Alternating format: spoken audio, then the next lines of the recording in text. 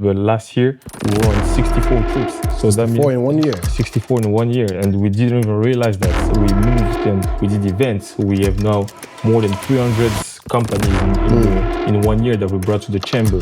There's also the part where people are scared of the safety of their investment, the conflicts in some parts of Congo. And people have this impression that there's conflict in Congo.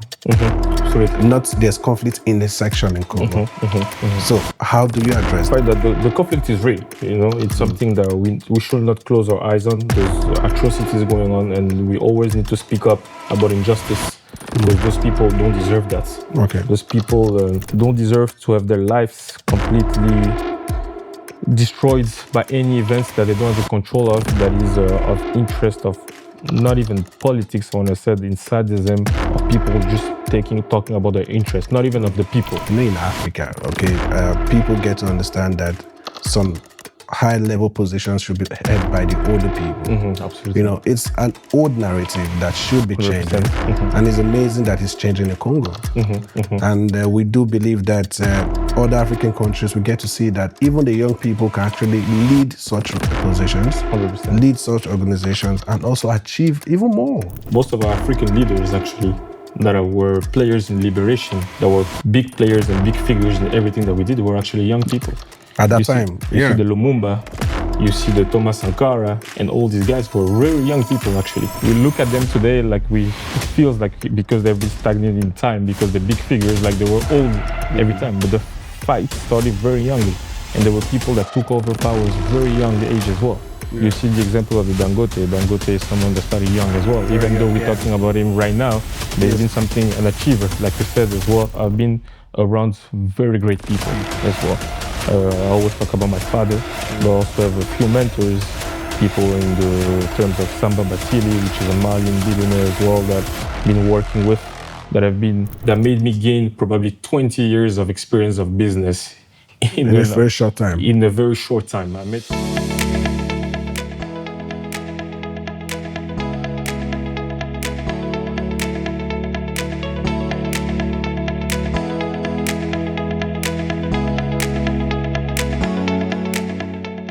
Hello, welcome to yet another episode of The Insight, the very best platform you can find on Qatar internet space. We're here to bring you premier content about Africa, about Qatar, what connects these two regions, and what makes us who we are. And today we're going to take a very long walk to Central Africa, where we're going to be bringing a very special personality to talk to us today about the Central Africa country, which we're going to be telling you pretty soon. But before we go forward, if you know you've not subscribed to our YouTube channel, this is the time to do that. We have to keep growing this family. So please subscribe, follow us on all other social media platforms, and make sure you share with your friends and family. Don't learn about this alone. Get everyone along with you. So today we have a very special guest in the studio from the Democratic Republic of the Congo. It's the first time we're having a guest from this country in this show, and it promises to be a very exciting one. And this guest has a very interesting profile, and it will shock you to know who he is and also why he's here in Qatar. He is the chairman of National Chamber of Commerce and Economy of the Democratic Republic of Congo. The Chamber of Commerce and Economy is the principal institution supporting and promoting the Democratic Republic of Congo's national economic development through facilitating business operations, strengthening the cooperation capacities,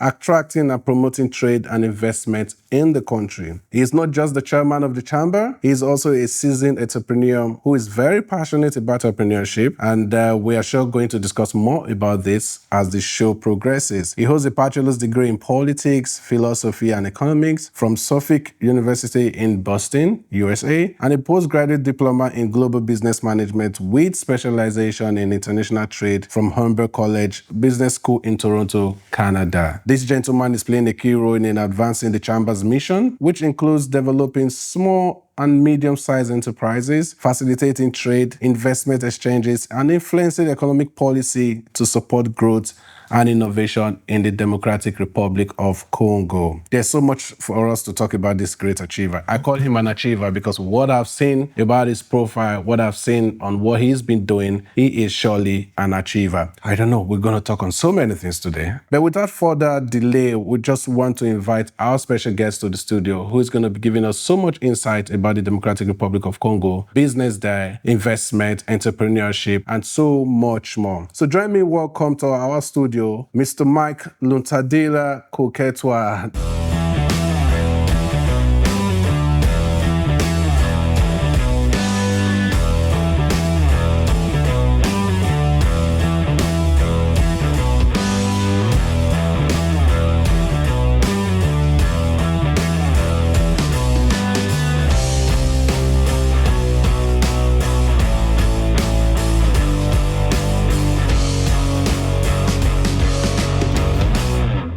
Did I pronounce that well? Yes, everything was well, perfect. Thank you very much. He's so good. He's the chairman of the National Chambers of Commerce and Economy of the Democratic Republic of Congo. How does it feel? It's a very big shoe. It feels very good. It's something that I'm really passionate about. Okay. You know, I'm a big passionate of Congo. I always said that my passion and my love for my country is something that always pushed me to go back and live there and always be there. So those are shoes, like you said, the shoes that I like to fulfill. I'm passionate about economics. I'm passionate about business. So it's something that I do with joy and love it. You know, I wanted to ask, actually, I saw you schooled in the US, you went to Canada, and afterwards you went back home. You know, the trend we know in Africa, when young people go outside, exit Africa, they don't want to look back. They don't want to go back to Africa. So what actually took you back? Aside the fact that you say you're passionate about it, what other things took you back to Congo? So talking about Congo is the fact that I always saw the opportunity. I'm coming from a background of entrepreneurship family as well.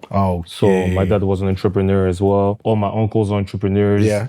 All the friends that I grew up with in the same school that we went with were from entrepreneurship background. It's true that we have a few politics friends. So all of that made the mix for me to make sense to go back directly as well. So it's all those, and on top of that, combining with the fact that we want to see our country, our continents move forward as well. So all that was the reason why I directly went back after my studies. Okay, from these few years you've been back to Congo. I know you didn't just start up the role as chairman of the Chambers of Commerce. You must have for 1 year. Yeah, you must have had all the roles. From the time you came back up to the time you took up the Chamber of Commerce, you want to share with us what activities you're engaged in? No, 100%. So I came back in Congo in 2019 after my studies. So I went back in the beginning, started working in the family company all the way below and starting to move upward. COVID came. And during COVID, we had almost nothing to do. We were preparing actually a caritative events on a kind of a political but civil society with some of the friends. We wanted to do kind of some type of Olympic Games to stop talking about tribalism and try to denounce those type of actions. So we're planning our events. COVID came and our events had to be canceled. The good thing that we had raised a little bit of money for the event. And we're like, this is the time of COVID. What are we going to do? We have nothing to do with the money. We should do something. We're stuck at home. This is driving us crazy. We all came back. It's our first year and all of this is happening directly. What are we going to do? We felt like the world was crawling down in the beginning of 2020. So from that, we took the money that we had and we created a new project. We created some type of portals that were spraying a product that was helping people to get clean and desanctified against anything that was COVID during the period of COVID. And our product had a great success. It was sold all over to Congo. We didn't even know, we really suffered from a success and we bought everything locally. We created employment during COVID. We opened full markets where we're buying our spare pieces to create all those. And we made a good envelope based on that project. And that was the product that really just launched us and made us very knowledgeable in the country. We even got decorated by the country. We got civil medals, gold medals for that activity. And that was the first thing. And from that, me and my friends, we're still pretty close. We still own that company as well, but we started our own activities on the side as well. So I started my company, MFS. MFS Group, I saw that. So it's Mike Food and Services. My first activities was a chain of frozen chambers in the different markets where I was selling different type of food, imported foods, importing fish from all over the places, chicken and all those containers, of food and doing some distribution as well. And at some point, doing all that, seeing the quality of food and all the importation and all the money that we're sending outside and using different currency kind of revolted me. And I was like, we need to switch into different business models that we need to do as well. So that's where I started my first project in farming as well, and started working with that and starting raising. As we're moving up as well in the family and my personal activities, at one point, my father's company was struggling with some issues as well in terms of structuration, different bank loans that we had, we were turning as well. So I took the opportunity to do a full acquisition of the family business as well. Okay. So I went on that side and did the acquisition of the family business and restructured everything, talked to the banks. We did a new ways of working with them, new contracts and new deals, new loans to restructure everything. And now the business was healthy. And I took over most majority shares from the family business as well. So that was something very good. That's a smart one. 100%. And from what we were doing before, we were a lot in real estate, a lot in construction materials. We switched a lot to mining as well, in manufacturing as well. So that was the redirection that we did with the company. And all that was in the period of the 6 years that we moved as well. So that was a little bit of my comeback. And last year, I had the opportunity to run for this position of president of Chamber of Commerce. I took the opportunity and won as well and was elected by the boards.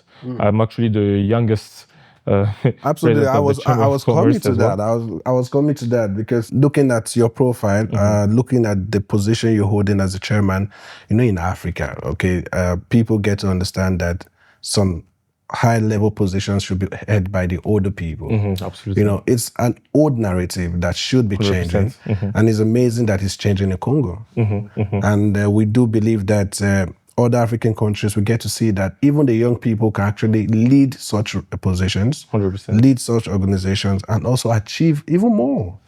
But now, looking at what you did from the transition of when you started business, when you restructured your father's company and taking over and everything you did to make it at a standard level, operational level, getting you up to being the chairman of the Chamber of Commerce, it's a whole lot. All right. Have you ever been challenged based on, this is a young man doing so much? Has the older folks challenged you? Have there been any unrest in this regard? It's actually the complete opposite. Okay. I feel like a lot of doors were open. Actually, people question my age after the discussions. It's at one point when they look at me, they're like, oh, maybe, what age are you? And you give your age and people are surprised. I'm actually turning 29 very soon. Are you serious? Yes, 100%. So a lot of people are always shocked and surprised, but the full youngness and the full energy has always been something that is a very good advantage. And I think the only one time I had a challenge, which is very funny, is that we're working with a state fund, and I'm going to get the funds, and then the amount is big. The project is really nice because I'm actually putting an oxygen factory right now in DRC, which will be one of the first one that's Congolese owned and operative in the good conditions. So I go to the loan place, and the loan people call me. They're like, okay, we just had the full deliberation on your projects, and everything is good, but we only had one issue. I'm like, what is the issue if everything is good? Don't tell me what I'm thinking. They're like, the head is saying you're too young to get all this money. I'm like, but you see my financial shit. This money, basically, when you check my financial shit and what I'm asking you does not even represent 10% of what I make already with the company. So what is it going to do? And then they're like, yeah, it's not an argument, but it's just that this was mentioned. But after a while, after the discussion, they still gave it. So it was quite interesting because they wanted to see me, to see what is it doing, what is everything. So I went and met them, and they didn't even realize that we didn't even talk about age. We talked about everything else, and then we moved. So age, for me, has been a great advantage in opposition of what we could have thought that age could have been a blockage or anything. It hasn't been any restraining or anything for me like that. Yes. It's amazing. It's amazing getting to know this. I knew you were young, but I didn't know you were younger than what I thought. And it's not really about age, like you said. It's about capacity. If you have what it takes to fill that role and represent properly, what is it? 100%. What should hold you back? This is what we want to see in Africa. This is what we want to see globally, that younger people are given the right to take roles that they are capable of filling, not the one they cannot fill. You know, when they have the capacity, why not give them a chance? Because at the end of the day, the younger people coming in when the older people are staying in the position, it gives proper room for transition. Absolutely. So when all the old people are taking the position, who now transfers this position at the end of the day?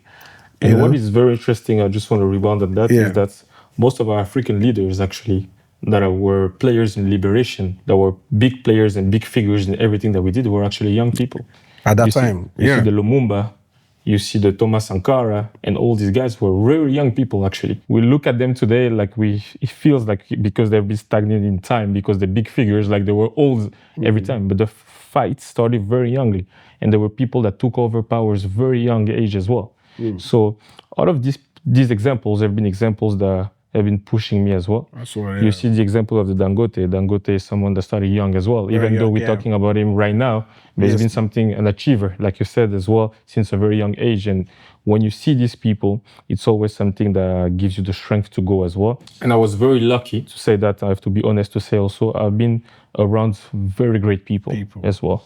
I always talk about my father, but also have a few mentors, people in the terms of Samba Batili, which is a Malian billionaire as well, that I've been working with, that made me gain probably 20 years of experience of business in a very short time. In a very short time. I met him very early. He was in my return in Congo as well. And he's someone that has broken the roof of glass for me, and he's someone that has given me a lot of experience. And there's other people like that as well, such as in the feats of Paulo Gomez, who was an old bank executive director for Africa as well. So being around those people, you're gaining time, you're learning from their mistakes that they've done. So basically, it's like they're piggy riding you into life as well, which is a very good advantage and a great tool that I had as well.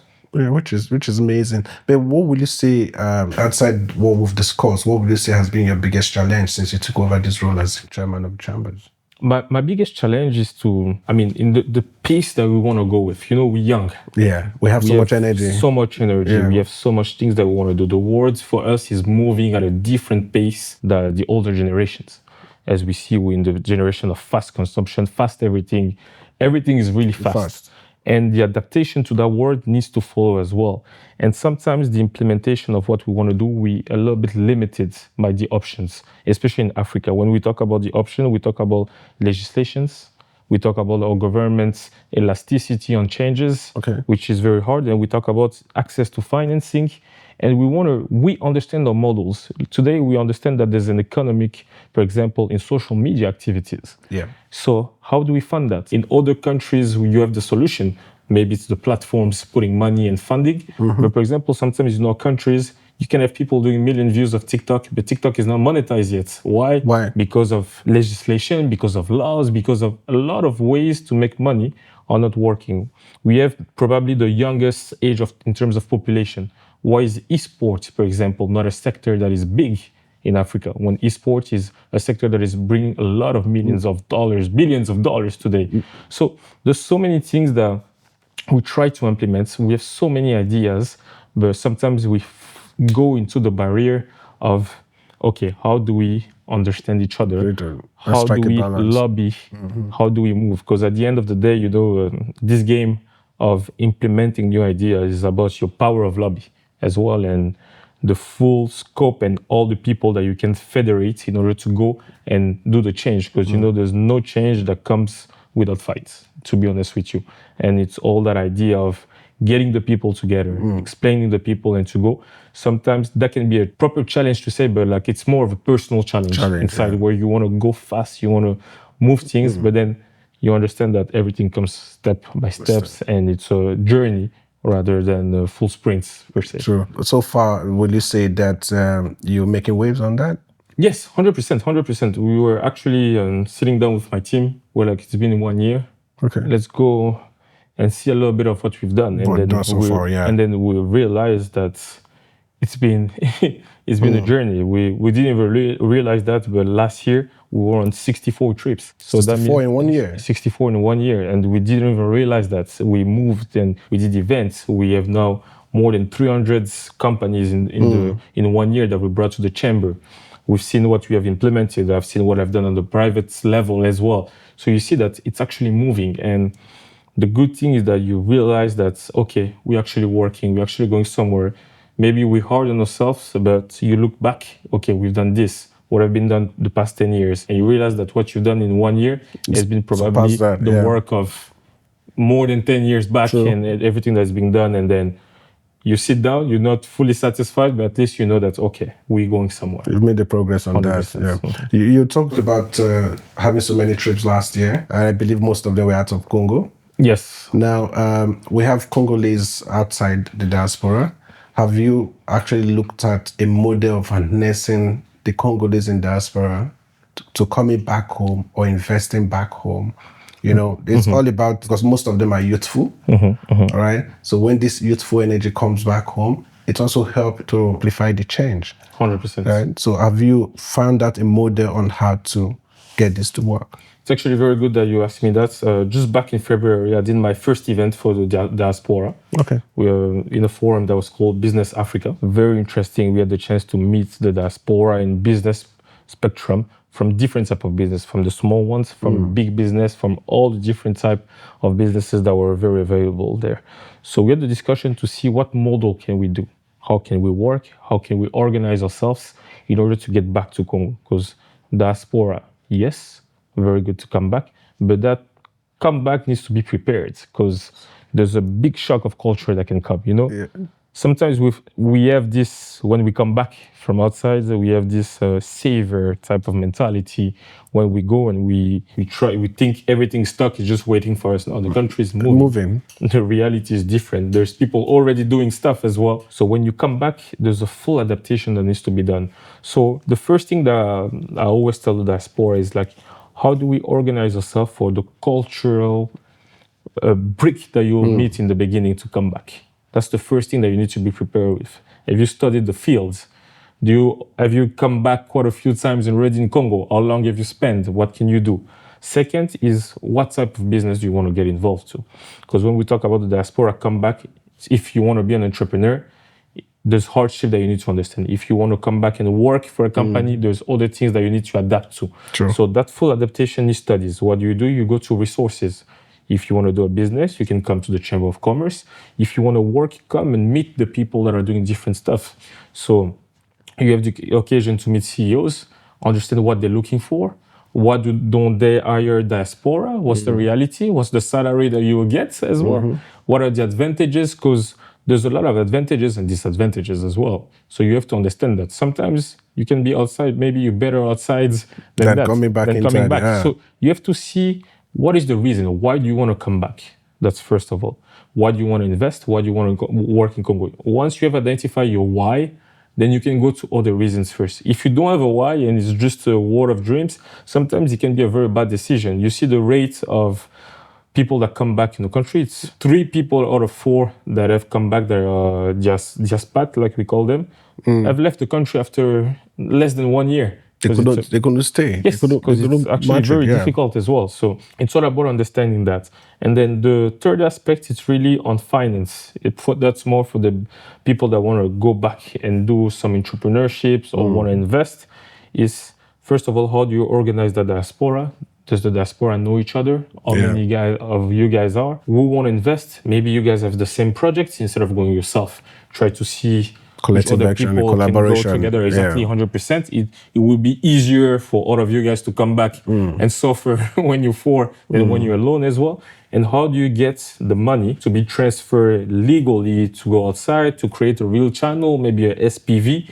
And that SPV, when we talk about SPV, needs to be consequence. Okay. So maybe other people don't want to go back in Congo, but they want to invest in Congo. They can invest in those projects. You can create a proper fund. So we're just discussing different ideas, because as of now, there's no real channel that is created, but it's something that I'm advocating for personally, to really create that channel and see how we can work on that. And not only by structuring financially or anything, even politically, to go to the government to say, okay, we have a mass force that is outside the country, that is educated, that can bring transfer technology and leave it here, because the goal is to come back. How do we create that pipeline for them to come? Do we create any incentive? Do we need them? Yes, we need, we have strategic projects for the country. We're talking about infrastructure, we're talking about mining, we're talking about agriculture. Okay, we know that we have a young generation that we need to train as well. But it might take probably 5 to 10 years to get all those guys to be ready for the jobs. But we have some diaspora that are Who are ready to already take ready, that yeah. as well. How do we create that transition for them? How do we get them in the administration that is living a well? There needs to be a renewal, but that renewal needs to be planned. And that's the most important thing that I always put in place. But the discussion has been started. Okay. So we're looking to see what we can do forward. Yeah, because I think if this structure is in place, it will be easy to attract diasporans to come back home, because one of the reasons why diasporans are scared of coming back home, aside the fact that there is the obvious security issues here and there, but it's actually the structure to welcome them. The structure that they can just come in is more like a plug and play. You understand? So when such structure is available for them and accessible, it's not just to be available. We do know that it can be available but not accessible. Accessible, absolutely. Yeah. So when this is accessible, I think it will interest them to come back. But meanwhile, before that structure gets into place, because it's going to take time, like you said, Absolutely. so many stakeholders need to get involved. But there are other ways diasporans can still come. The economy, the state cannot wait till that structure is done. 100%. Yeah. So what do you think it's the most available at the moment channel for them to come back? Because I want you to talk specifically now, because this podcast now is happening in diaspora. 100%. 100%. So you're speaking in diaspora. So I want you to speak to Congolese people in diaspora to give them reasons to come back, even while that structure is not available yet. Okay, there are still avenues they can use to come back and also gain value and add value. Absolutely. You know, so you can talk to the Congolese people. You can speak French. No, I can actually speak to everyone, because there's a lot of similarities in that way as we come back as well. I think the most important thing that we sometimes neglect is your relatives, first of all. That means if you have the comfort of having parents, cousin, or brother that is back home, that has the experience and that can even host you, because you have to be humble in your beginning, where you can go, I think that's the first choice. Okay. Me, myself, going back was hard as well, because I've been living outside, living by myself, having my full independence. And you know, African parents, until you're 70, if they're still alive, you're still a kid for them as well. True. And they have the talent to patronize you very well. So I went back home. I went back home, stayed with my parents until I was ready to move out, until I had to push myself, and I knew that I have the capacity to be able to move out. The first year that I'm talking to you about, I'm doing the great thing with the COVID and everything going well. I was living with my parents. Sometimes coming back at midnight, you see my dad screaming at me. And you're like, I'm not a kid anymore, man. What are you screaming at? But you have to accept that, because it's part of the process. It's part of the learning. It's part of everything that you need to do. And also taking good resources from those people. Because willing it or not willing it, they have more experience and knowledge about the country and the sociology of the country. Because it's very important to understand how people move in one country. You cannot come to Qatar and behave like you behave in Congo. No. It's two different places, different culture. And you need to understand that as soon as you leave the country, you spend a few years, you kind of deculture. Even if you're really close to everything that's going on home, when you come back, you still have that shock of culture. So you need to really get back to used to that and understand that, and be very patient and humble and willing to learn from those. I think that's the first channel to come back already. Okay. And then from that, you start developing your network. You absolutely need a network. That's when you connect to the chambers of commerce. That's where you connect to associations. There's always associations, for example, of people that have met the way back home, for example. What is their experience? What have they done? They can connect to platforms like yours with this podcast, or having someone like me explaining what has been done. Maybe there's other people that have been here as well on Insight and explaining what has been done. So you need to really get a resourceful amount of information from all the different directions, because all the information that you will get is knowledge, it's money, and it's time that you're gaining from that comeback. So it's all those aspects that I think are there. And I think that's the first channel before you even get the government's approval and everything. The government will never roll a red carpet for you. They eventually roll a carpet, but it won't be a red one. Carpet, yeah. Even life will not roll a red carpet at you. So at one point, you have to take the decision to go and see what it is. And I strongly believe that our continent need people from all over the place. Like people said, Africa is the continent of tomorrow. It's the continent of today. Africa's train is already on the road. moving. It's on the road. Now it's moving. time to catch it. It's time to catch it, and it's the start, and it's going. You can still run and maybe go inside or get in maybe in the next few stations. But as soon as it starts to become a bullet train, it won't stop. And it won't be time to go. And I think it's good for now to come and get into the foundation of this building that we're raising as a continent by itself. Okay. I see great things from all over the continent as well. And the good thing as well is that today we're so connected that we don't only need to go back maybe to our own home country as well. We can go to other countries as well, where you see the opportunities. The opportunities are everywhere. And those are the barriers that we need to bring down that other civilizations have understood as well. Break up tribalism, break up regions, all those stories. You know, today sometimes it hardens me, the fact that it might be probably easier for us to go to Qatar or Dubai or any other place than me to go to Nigeria, for example, with my Congolese passport, which is headache. I'm happy today we have signed few diplomatic measures with other countries such as Kenya, Tanzania, where we can go without visa and you see, and increase business, increase the social exchange. That today I can go to Nairobi and I feel like I'm home as well, and I can invest in Nairobi because of this just simple freedom that exists. Yeah, and this is where I think Africa needs to get, because Africa needs to be together. And we understood that the division and everything that is there and trying to isolate by every country is something that will not work. And you see other countries trying to tie themselves together. We cannot be trying to now move by ourselves now. We need synergies. We need to use each other absolute advantage in our advantage. Today, it's a element of pride when you see that Dangote has finished his refinery. Yes. So that means a refinery that can supply other countries in Africa. That means we can have discussions that are direct. True. How do we get independence by our products? How can we sell to this country? Okay, we can go directly.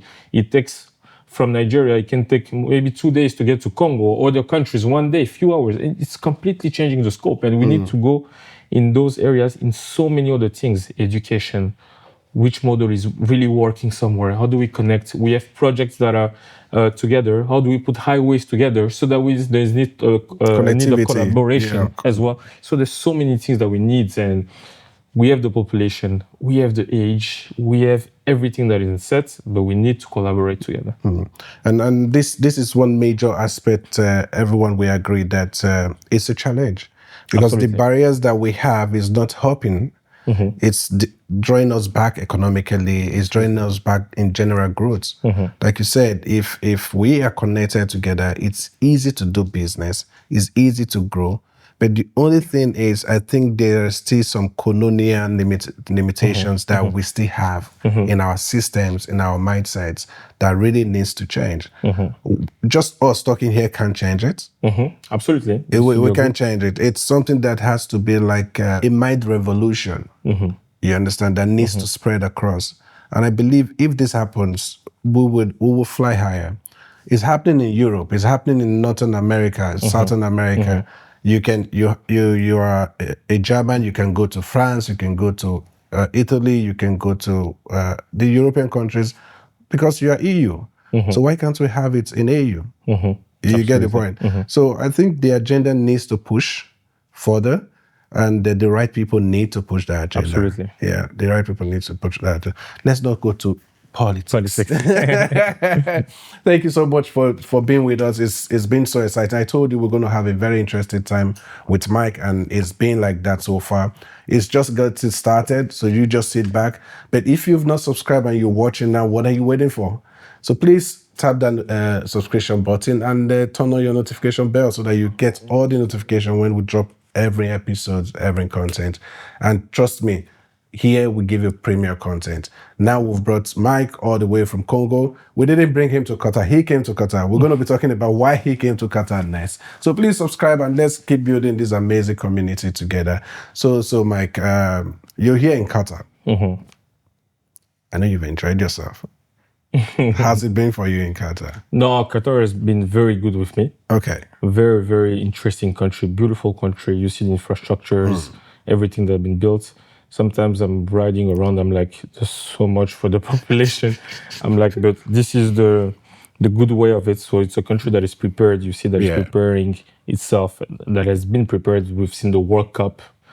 And there you see that the projection that they've done is to be able to be that hub and be able to carry any type of event or organization that comes to this country, and that just shows you the vision that has been put in place and the development, and a very beautiful country, very open-minded people, and people are really nice. So I've been pretty happy with Qatar.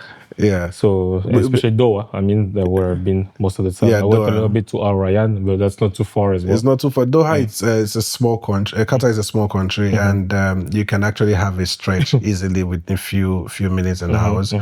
But what I want to ask is, before you came to Qatar, this is your first time in Qatar? Yeah, first time in Qatar. So before you came to Qatar, what you've heard and known about Qatar, and you coming into Qatar, are the pictures different? The pictures, I've heard a lot of Qatar. It's actually amazing. We learn a lot about Qatar. We hear a lot about Qatar, investments, PSG, you know, a lot of things. But actually, I feel like Qatari people, and even the people that live in Qatar, are really adapted to the culture, where they're very, I don't know how to say that, but they're very like silent about what's going on in Qatar. It's like everyone is so happy with their life, and the silent and the good quality of life that they don't want to even talk about it. So coming here was a full 100% discovery. I've watched a few things probably 3-4 years ago, but from what you see on TV or documentaries or hear from people and what you experience as a touch-based and social life is 100% different. Even me coming in the beginning, I was, you know, I come from Kinshasa, 20 million people in one city, very vibrant. When you come to a place where there's calm and silent, so you're shocked. My first reaction was like, it's quite empty. I'm like, it's quite empty. Where are the people? Where's the traffic? How come I did 5 minutes from the airport to get to my hotel? I'm like, you're a little bit shocked. But then you go to places, you meet people, and you understand that the culture is like that here. You know, everyone want to be at peace, working nicely. And for me, it's a great place to live, actually. So I was very impressed by everything, and I was very impressed by the humility and the simplicity of everyone. You know, we've met everyone from different social ranks, and everyone displayed the same humility and the same welcomeness as well, and hospitality, and it's very great. We in Doha, we say Qatar is the home of hospitality. So everyone who comes here gets a feel of it, and they don't think otherwise. 100%. Yeah. So you were saying it, you are feminine also. So we're happy about that. But basically, you came here for the Janani African Forum, Business and Investment Forum. So within your short time here, which is a very good event, I must say, but how will you say this event has brought value to you? This event has brought value to the chamber as well. First, because we were able to showcase Congo. We didn't only had Qatari people, we had other people from the region as well that came, that had few apprehension about the country, or maybe a few bad experiences or anything. The goal was really to tell them, okay, those are the ways that you can work. Those are the advantages. It's happening in Congo right now, outside of the chamber. I can be a testimony of what you can do in Congo as well, what have been done. There are companies that are there. There's billions of dollars being invested in the country. There are opportunities. And which was very interesting, it's even one prominent man from Qatar as well was there and said, I agree with what you're saying. Why? Because we have Qatar Airways that is connecting the country almost every day. Every day, yeah. We're increasing the days. That means we're increasing the trust on what is on the country. And it's like, this is a good indicator for us. So we can hear whatever we have to hear.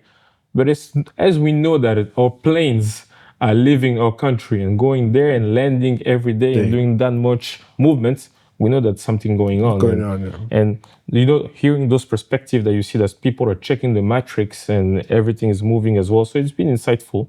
We have created a few networks here. We've met quite a few people that are very interesting as well. We did the connection. And our national level as well, we met our ambassador. We created a connection, a synergy. She gave us also the full perspective on what is the culture here and how we can work. And it's always those missions where when we want to showcase a country, yes, but the preparation and the absorption capacity needs to be prepared as well. And it's always good to have those introductory meetings as well with them.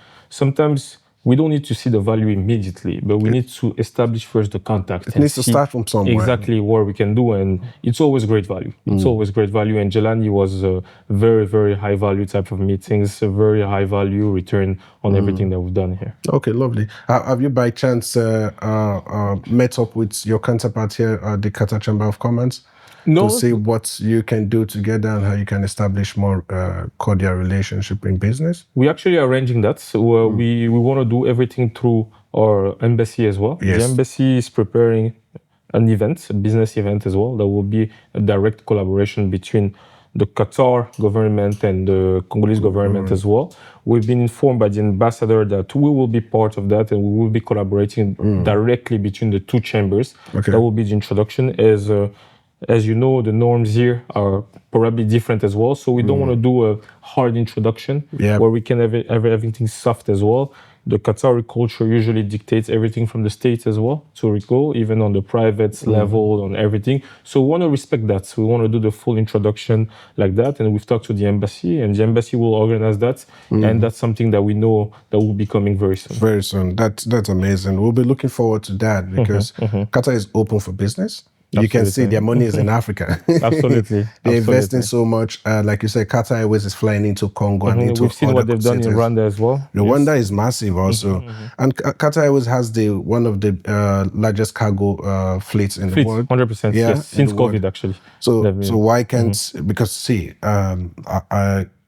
Congo is about 2.3 square kilometers, right? 2 million. 2.3 million yes, square kilometers. Yes, and huge country. Second largest in Africa. Yes, in after landmarks, Algeria. After Algeria. So Qatar is big in investing. So I don't see any reason why you, as Congo as a country, cannot have Congo as a launch pad. Where 100%. Qatar have their farm, they have their processing. Absolutely. And they export from there. Absolutely. First, it will add value to your economy, employment, so many values they can bring. So these are some of the areas we will be looking forward to in the future that Congo will align with Qatar. Yeah, I believe you agree with me on that. No, 100%. I agree directly with you on that. Congo today has the capacity in terms of agricultural lands of more than 1 million kilometers square. It's large. We have the capacity to supply almost, if we're talking about Europe, the full continent in terms of food. The idea here is, like you said, transformation, value chain in the country as well. Probably some part of local consumption as well, because Congo itself is a large market. We're talking 100 million of people. We're talking in the next 30 years to double that in terms of the birth rate and everything that we're having. So the market inside is large already. And from that market, we can go on niche market for exportation as well. And as we know, Qatar today is a very small country. Of course, they have great resources. They've developed their resources. They've done good funds. And they know that today, in order to expand as a country economically, they need to diversify in other countries as well. Congo can be a hub in terms of the strategic position that we have as well, right in the middle of Africa, right in the middle of two continents, South America or anywhere. So from there, getting the product and shipping them all over the places can be very strategical as well. So there's a lot of things that we can do together. And we're looking forward to that. Just because of time, now as a chamber, you're attracting investors into the country. Do you have a platform where people who are interested, whether it being Qataris or expats here or other countries or investors who want to come into Congo, do you have a platform that they can just go into, have the right information, have the right people to connect with? Because if we want you to tell us the full process, the time will not be enough. Yes, 100%. So is there a platform where they can actually access this? Yes, 100%. So by coming to our website as well, they can get already first information directly on that as well. So right now we're pushing even the information access a little bit more. What we're doing, we've signed with few other entities in DRC, such as UNAP, which is a promotional agency for investment in DRC. They work on a fiscal basis, so we're getting their information that we're gathering as well. We're communicated with the GUS, which is a central bureau for the creation of companies. So we're trying to work with everyone. What the chamber want to be, the chamber doesn't want to do the job of everyone. The chamber want to be the roundabout where you come and you get all the informations about the right place where you want to go. Because like we said, type of investments are different, information that you need are different. So we want people to come first. Okay, interested in Congo, you come to the chamber. I want to go in banking. This is the resource from banking. I want to go in agriculture. This is the resource for agriculture.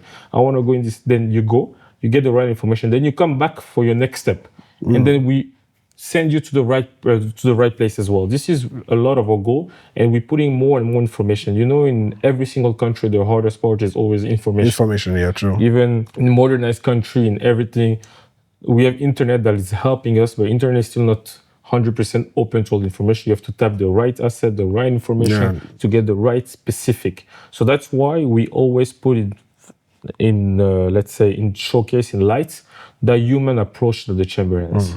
So that means when you come, we listen to you. Okay. We listen to the project work. Sometimes reading 500 pages, the information won't come to you. But by coming and speaking to one of our specialists, you have the ability to get the full information, maybe 30 minutes of information that will have taken you probably 3-4 months of discovering. So that's really the idea of what we are. Great, great. Now, giving people opportunity to come in, there's also the part where people are scared of the safety of their investment, the conflicts in some parts of Congo. And people have this impression that there's conflict in Congo. Absolutely. Not there's conflict in a section in Congo. So how do you address this? How do you clarify this aspect? First, I want to clarify that the conflict is real. You know, it's something that we should not close our eyes on. There's atrocities going on, and we always need to speak up about injustice, because those people don't deserve that. Okay. Those people don't deserve to have their lives completely destroyed by any events that they don't have a control of, that is of interest of not even politics, I want to say, in sadism of people just talking about their interest, not even of the people at that point of their own interest. So we need to say, yes, there's conflicts.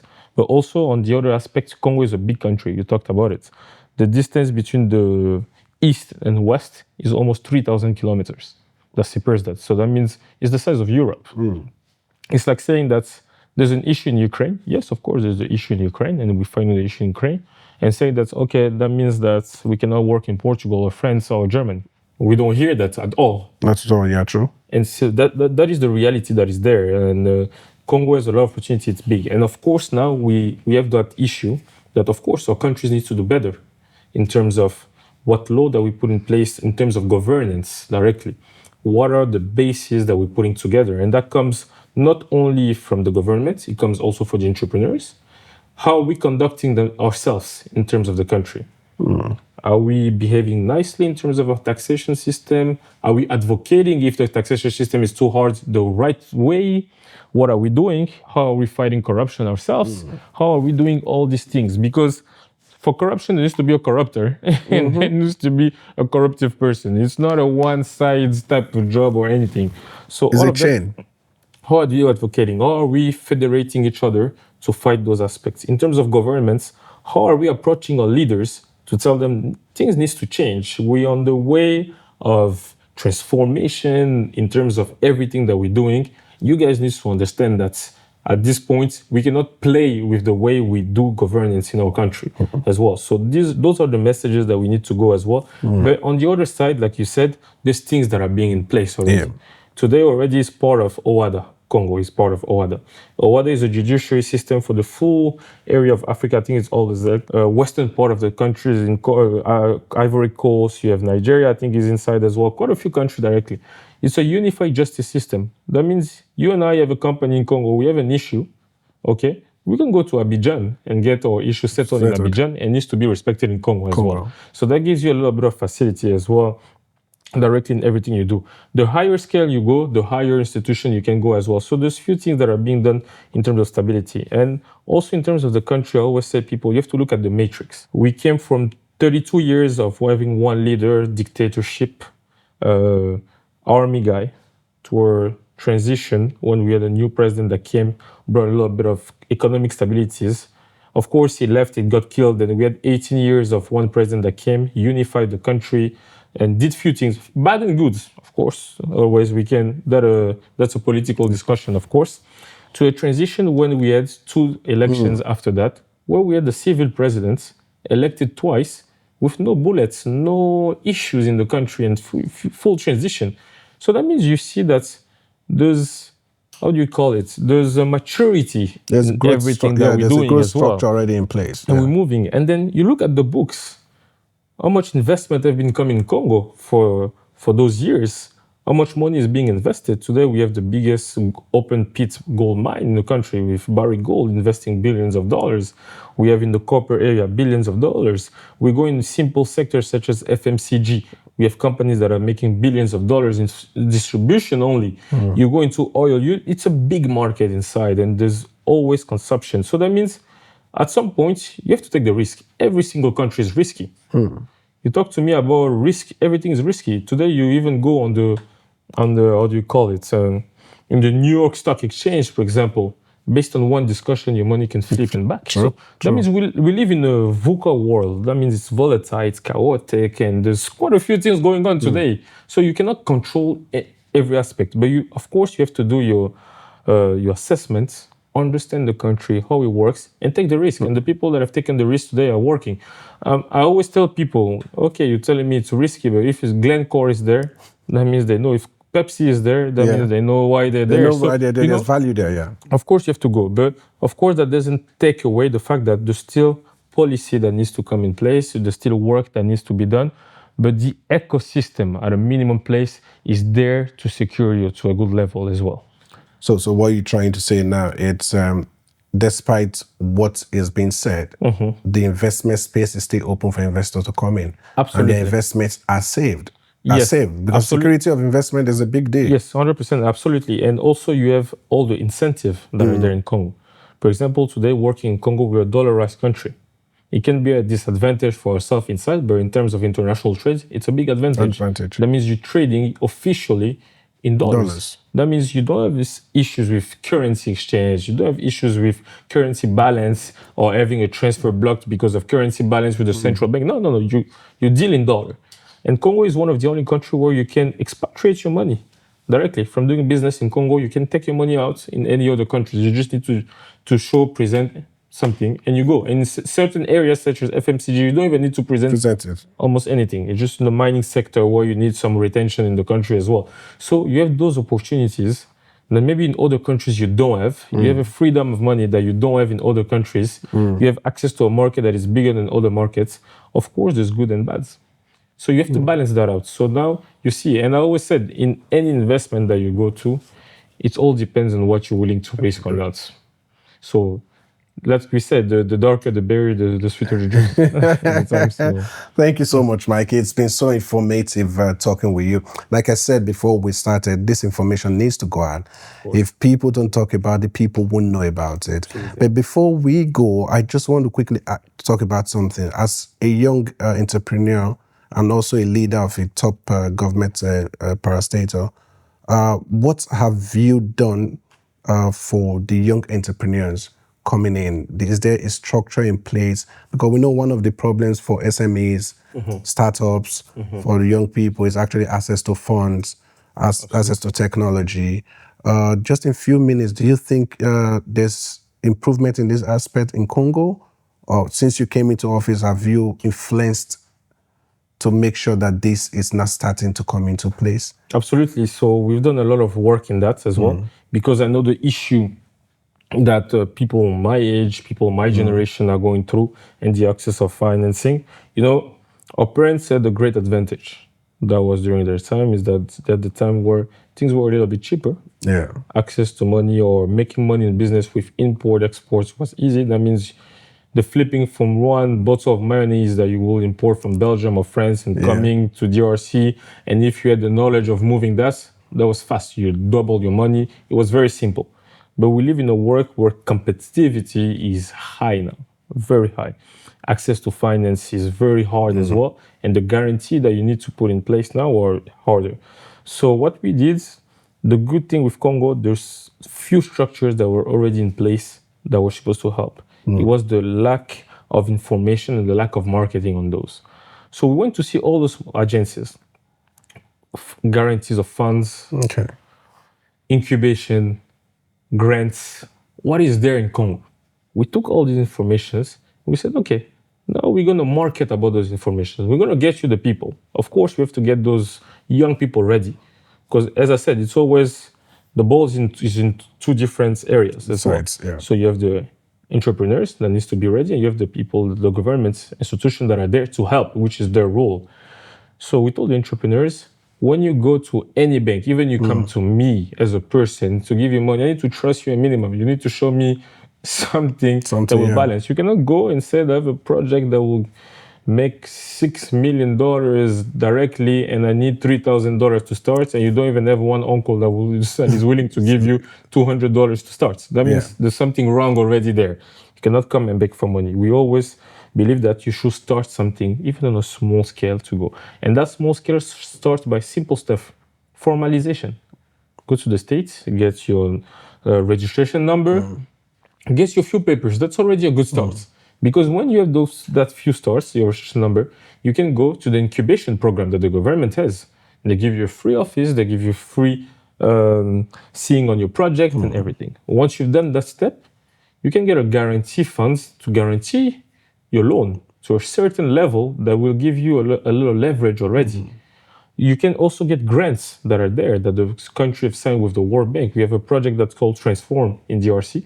For the first time, we have assisted them in pushing that, and we have had more than 100 companies from the Chamber of Commerce, startups coming and now knowing about the information and going to register. Every year, the Transform program is set normally to finance more than 5,000 companies, but they never do.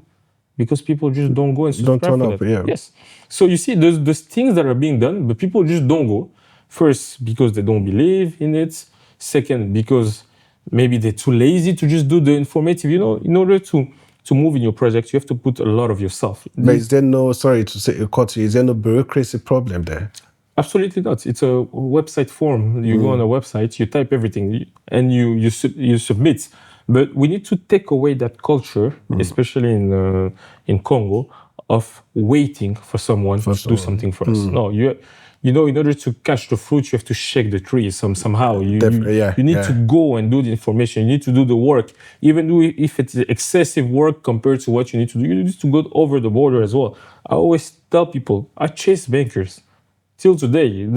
There's not a thing that I don't chase. If I need to get the banker, I will annoy him. I will call him every day. Yes, I need the $3 million. I need the 500K. You need to chase because you're in need of your project moving as well. So that information looking needs to be, of course, the Chamber of Commerce can bring information, but we need the people that are very interested. I'm going to give you a funny story. We're setting up a program of value chain for with a financial institution called FPI in DRC, that finance investment in industrialization. Okay. We told companies, we need 20 companies. We'll do a value chain program in agriculture where we shift in a small model so that we see based on that model how we can shape up and go bigger. And then, first of all, to get 20 companies working together, let me tell you the hardness just of having them sign few documents and everything. Second, you go and you see that even big companies are not formalized and everything. So you're like, okay, now I'm going to say that we are the issue as well. And you start chasing other people for a project where you're telling them they can't have the money. And at one point, they just give up. And then you have probably like 5 companies that are really interested. And that's when you tell yourself, no, there's an education that needs to be done. Yeah, I was about saying that. People need to understand that there's a process.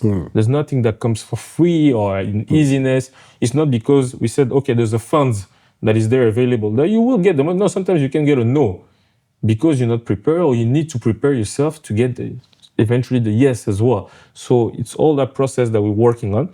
It's been good. We've helped quite a few startups today. We've seen what we have done on fields. We've moved a little bit. We brought a few to Jelani as well. Okay. We're supposed to bring 30 companies directly. Unfortunately, there were a few issues with few of the visas, but a few of them came here. And then you see now, they're opening themselves, they're seeing new network, they're understanding the scope a little bit better. And all that outside of the financing is good knowledge as well. Good experience that they're gaining as well. I talked about my experience getting knowledge from other people and coming here, meeting Qatari businesses, meeting people like you in Qatar as well. And there's some people in your field as well. There were people such as Maylip that you probably met as well, that is digital, everything that we're doing here. It's experience as well. And experience sometimes is bigger than any value in terms of ideas of everything that you can do. So all this is things that we've put in place that we're working as well. And as of myself as well, on a private level as well, I have an incubator Oh, great. that I have in DRC as well. So there's a co-working space and full incubation program that we work with as well.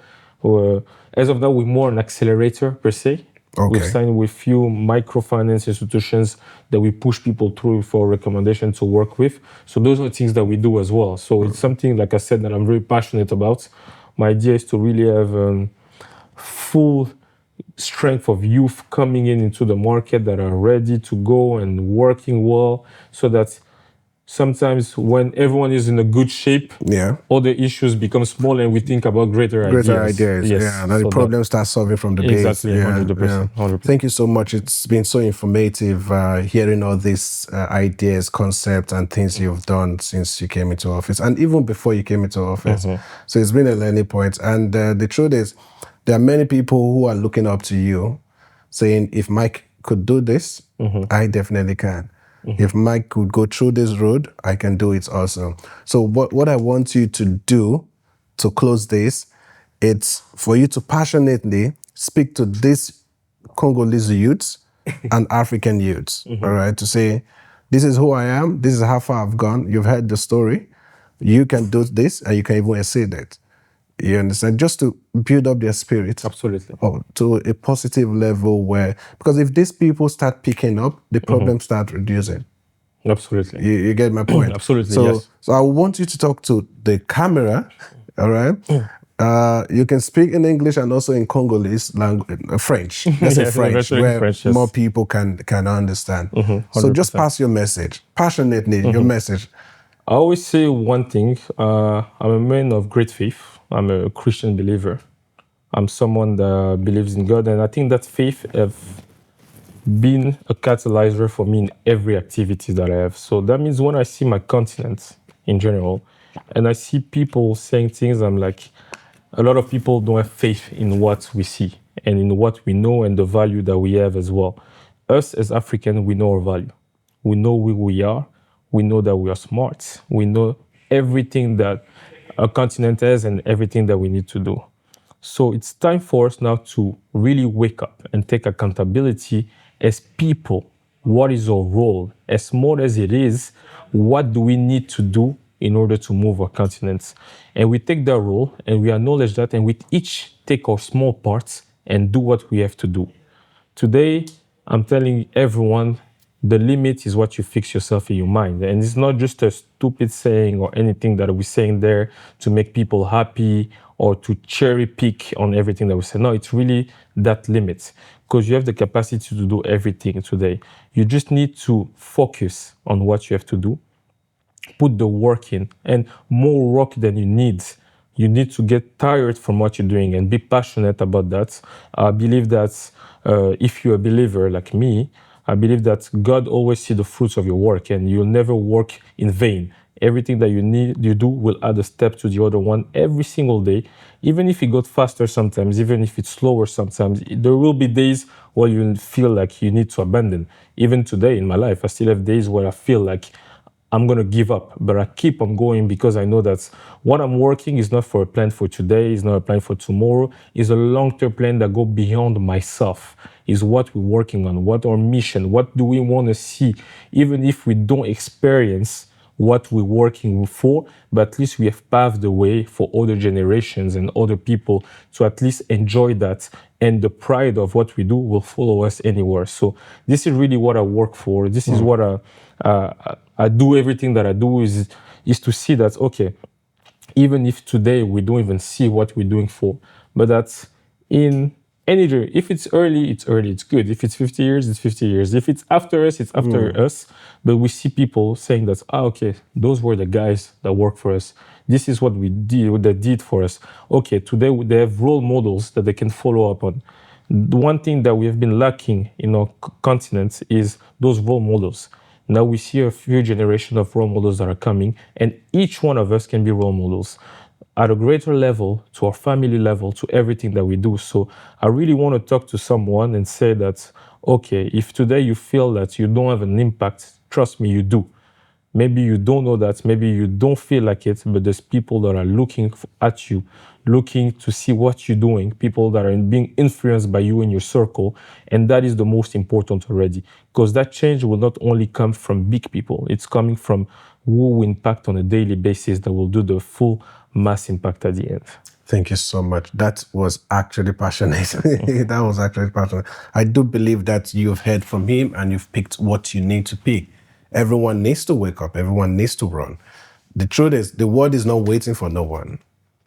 The world is not waiting. So everyone needs to run run with the pace. So thank you so much, Mike, for sharing this amazing moment with us. Thanks for coming to our studio in Qatar. And we do hope when you come back to Qatar, we'll have you again, speak to us and tell us the new trends, the new successes, and the great things you're doing as the chairman of the chambers and other personal things you've been achieving. Yeah, and we're looking forward to that. We're looking forward to that. So thank you so much, everyone, for joining us on this amazing. I told you it was going to be very, very interesting. And you can agree with me that it's been an interesting time with Mike in our studio. We've talked about his personal journey. We've talked about the chambers. We've talked about the challenges. We've talked about the successes and also the opportunities therein. So we're looking forward to more collaborations between regions of Africa, within Africa and outside Africa. Qatar is open, other regions, other countries are open. We want to make the world a bigger place, a bigger business community with great values at both ends. So thank you so much for joining us. And Mike, before we let you go, we have what we call the rapid fire question. Okay. I know you know that. Just a quick one. Just tell us what you prefer in one shot. Okay? Speak on stage or walk behind the scenes? Speak on stage. Okay. Coffee with a president or lunch with an investor? Lunch with an investor. Speak 5 languages or master 5 industries? Master 5 industries. Business pitch or TED Talk? That's a tricky one. That's a tricky one. I actually like both. It's a very tricky one. I'll say business pitch. Okay, he's a businessman. I wouldn't expect much less of that. Thank you so much. Thank you so much. Before we let you go, like I said before, every guest who come on our program will get something we usually give them to take back. It's like taking the insight with you and keeping our memories close by. So we have this for you. Thank you very much. Say thank you for coming to our set. Thank you. Thank you for sharing your story with us and sharing your story with Africa and people around the world and inspiring people. Thank you very much. We wish you the very best in your office and all your endeavors. I want to hear great news. I want to also hear people you're carrying along. 100%. Younger generations coming with you, people of older generation coming with you, and making SNS. Thank you very much. I hope it's really good so that I can. The gold is in Congo. Gold is not here. So maybe when we come to Congo, you're going to give us the gold. 100% we'll try at least. Yeah. Thank you very much. So our dear viewers, thank you for following us on today's episode. We promised it was going to be very interesting. You can agree with me. It has been an interesting time. I had fun. I enjoyed every bit of this. It was very informative, very insightful. So we're looking forward to the next episode. So please subscribe to our YouTube channel and follow us on all our social media pages. Let's keep growing this amazing community and let's keep making impact in this platform. Thank you. And my name is Famous Aluya. Until next episode, take care.